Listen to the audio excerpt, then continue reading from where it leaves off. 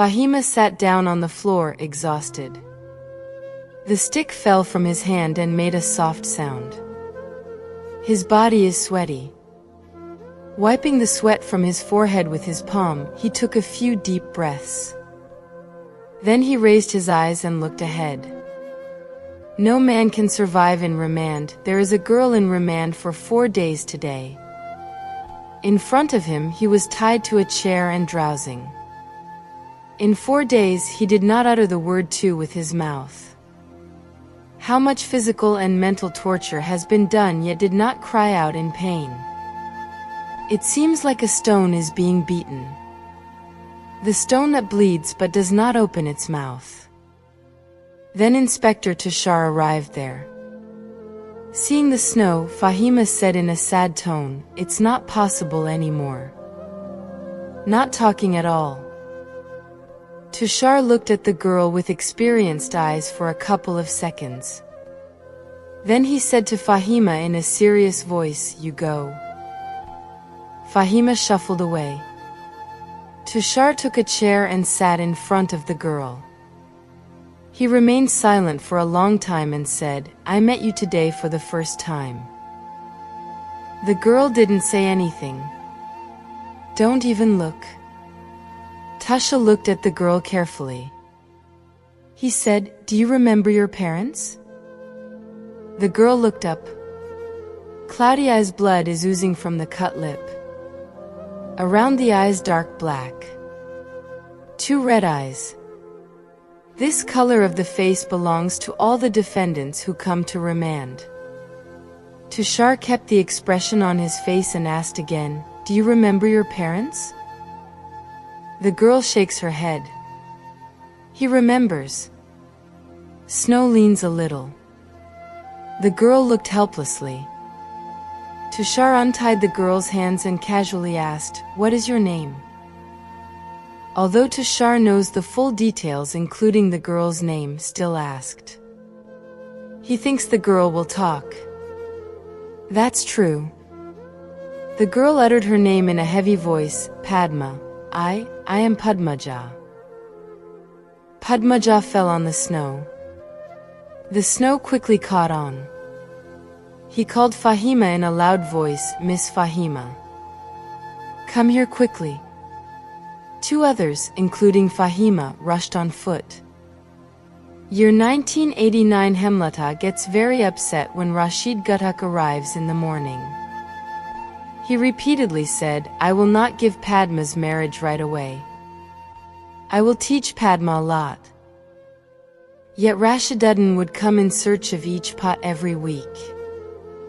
How old is the girl? Only 16. Shamsul Alam's daughter got married at the age of 24. Padma's marriage will also happen then. Lotus is preferred. Hemlata pretended not to see Rashid. Rashid spat in the courtyard. Then he said to Hemlata, "You understand, Mother Padma, the pot I am bringing this time is a pure diamond." Hemlata replied in an irritated voice, "I did not ask for a pot for my daughter. Why do you come again and again? Young Maya is not good at home. The girl is mine. Don't let me understand." Himalta's voice is dripping with irritation. Rashid tried hard but couldn't help. He stepped on the road with a frustrated face. Every day some suitors will come with money in their hands and say, "I want Morsht's big Sharidar." Rashid muttered to himself, "Is there no more in Jerem? Can be read in the eyes of everyone? Can everything be paid if you want?" Purna dressed in school clothes and called Padmaja, "Appa? Is this you?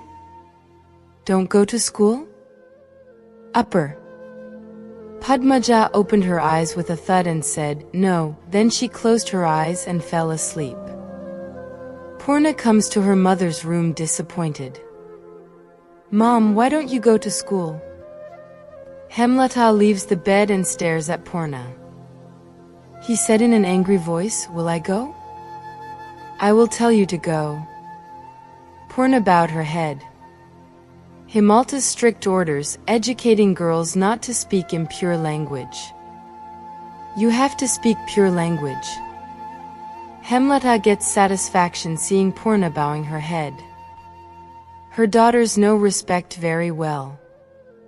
Very loyal, he swept the bed and said, Padma's body is not good. Crying with stomach pain all night. Stay sleep. Purna's teenage mind understands why Padmaja was crying in pain. He did not know that Nanabari was there at night. He came early in the morning. It takes 5 minutes to walk to Nanabari. Seeing Purna standing quietly, Hemlata said, You go. I will go with my head down. I will come with my head down. Okay, Mom. Purna came to the room and stood in front of the mirror. He looked at himself. After that, the red lipstick brought from the fair last month is darkened and applied on the lips. 14-year-old Purna has been wanting to dress up a lot lately. Purna didn't apply lipstick before because Hemlata doesn't like to go to school regularly. The wooden clock on the tin wall just struck 10 in the morning. Padmaja has not yet risen. Hemlata entered the girl's room. Padmaja is sleeping with folded hands. Padmaja's smooth, thin lips, fair skin glistened in the touch of soft sun coming through the window curtain. Hemlata says Bismillah, blows 3 times on the girl's body. Elders say that mother needs more attention. Bismillah has to be blown to clear the eye. Himlata's magic seems to wake up Padmaja. Still, he called in a warm voice, Padma. This lotus. Padmaja opened her eyes and sat up quickly, seeing her mother. Hemlata called him on the day he was late to wake up. Padmaja asked in a guilty voice, Is it too late, Amma? No problem. Wash your face and come to eat.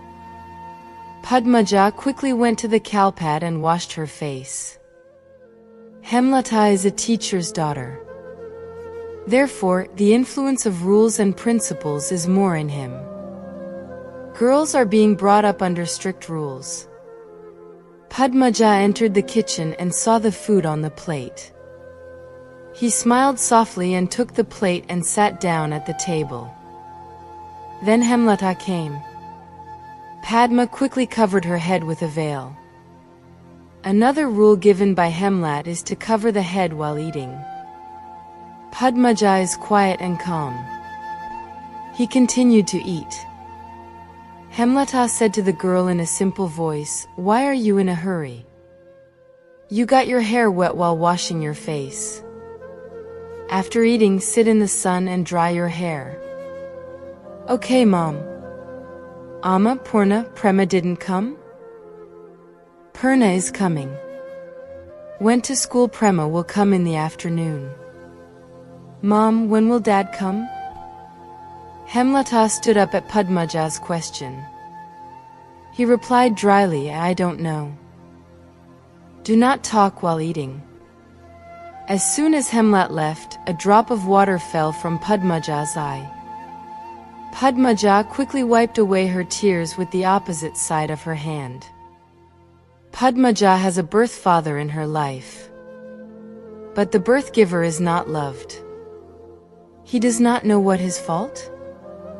Why does his father love the rest of the sisters but not him?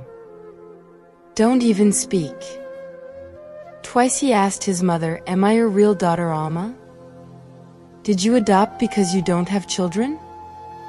Why do you neglect me so much? Don't tell Mom. Hemlat then remained silent. After a long time he said, You are the child of my womb. And your father's daughter. Now go and read. You have to read a lot. That's all. Hemlata does not say anything more than that. I know why Padmaja feels that one day Hemlata will tell something very secret from herself. But let it be bearable. He prays this all the time. What are you thinking so much? Eat quickly. Himalta's words broke Padmaja's thoughts. Eat up quickly. Today was supposed to make mango pickle. In the evening the electricity went out. It has been a few months since electricity came to the village. Alanpur consists of 8 villages. Their village name is Atpara. The village is kept in darkness for 3 hours every day. And there is no smell of electricity all day long. What is the profit with electricity? 3 sisters Padmaja, Purna, Prema sat reading together.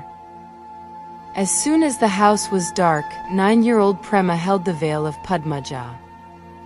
Padmaja called softly, "Mom? Mom. Come take the torch." Padmaja stood up at Hemlata's call. Prema is very afraid of darkness. Padmaja left her veil and held Purna's hand. The moment Padmaja entered the room with the torch, he heard the gate opening. Seeing Hanif peeking, he quickly entered the room. Hanif is Padmaja's step-uncle. "Bubu? Can the house be dark? Light the lights." Hanif's voice. "Hanif is coming?" Hemlata set out of the room, hurricane in hand. Hanif smiled with all his teeth. He said, "Yes, I am." "Come in, come in." Hanif crossed the balcony and entered the big room. It's in the room. Reading. It falls even in the dark. Hemlata did not say anything. I don't know why Hanif is very uncomfortable when he comes to this house. For no reason. It's time for them to eat. Do you eat too? This is Kamo? Or will I have to go to your inn? It was a joke. It is a joke to Hanif that Hemlata has chosen a separate room to eat in the village. Hemalta did not answer the question directly and said, "If you want to eat, come and eat." Padmaja did not come to eat anything. How crowded. It seems that Hanif is afraid or neglected. Hanif was in Saudi for 6 years. It has been 3 months since he returned to the country. Every time Hanif stepped foot in this house in 3 months, Padmaja stayed away with excuses. Himalta's shrewd mind thought of many things in a moment. So he did not insist. This hideout will be judged today. Hanif did many tricks to see Padmaja. Nothing got a chance. An hour after the electricity came, Hanif left. Padmaja jumped as Purna and Prema entered the room. He said in a breathless voice, "How many times have I not done it? Do not stay with the man for a long time? Why don't you listen to me?" Purna and Prema are stunned with surprise. Padmaja never gave them such a prohibition. So why are you saying this now? Padmaja fell silent as soon as Hemlata entered the room. "Padma, come to my room." Padmaja's liver dried up after hearing her mother's harsh voice. Hemlata went to her room. Hemlata is staring at the girl. Padmaja fell to her knees and trembled. Padmaja is proof that beautiful women are timid and stupid. Hemalta loves talking loudly to Padmaja. Maybe because Padmaja Rupesai. Secretly hiding his emotions, he asked with a thunderous voice, "What are you hiding? Why don't you want to go in front of Hanif?" What did he do? The lotus blossomed. Helta takes a few seconds to brace herself. He said in a soft voice, "Hanif is a brave man. I'm not saying step-brother. I know I will believe anything about him. What are you hiding?" With her mother's sweet voice, Padmaja suddenly cried like a broken river.